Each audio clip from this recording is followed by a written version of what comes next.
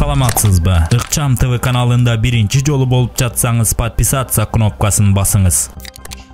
Biz jurnalistler тобу Бажичи Райымбек Матраимов системадан 100 миллион доллар урдаганын деталдуу көрсөтүп, кайерден кандай үй алгандан бери чыгарып бергенбиз. Кайерден кандай соода борборун алгандан бери көрсөтүп бергенбиз.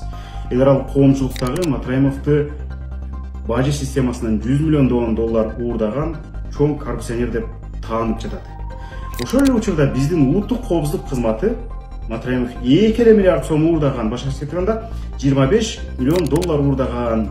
Анын бардыгын биз мамлекетке кайтардык деп отчет берип атат. Бул таптакыр туура эмес. УКМК таап чыккан сумма, эгерде Матраимов урдаган акча мына ушундай бир бүтүн нанга тете болсо, манча бөлүгү УКМК кайтарып аткан. Элдин бүтүн нанын тартып алып, кайра мына ушундай бир сындырым нанды кайтарып берип атат. Демек, мындан ары дагы ушундай прецедент түзүлөт.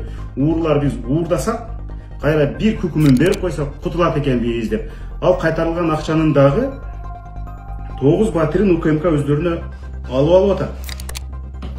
Бул кол кесер деп түшүнсө болот. Башкача айтканда пара катары сезилет.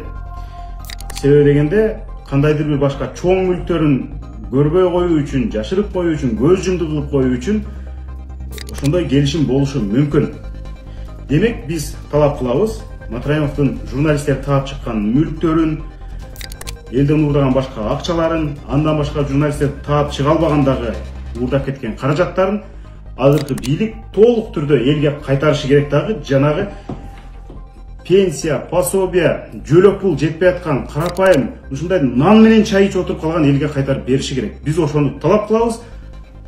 Аягына чейин, ошол бир тыйын акчага чейин кайтарылмайын, биз ошол талабыбызды коюп жүрө беребиз.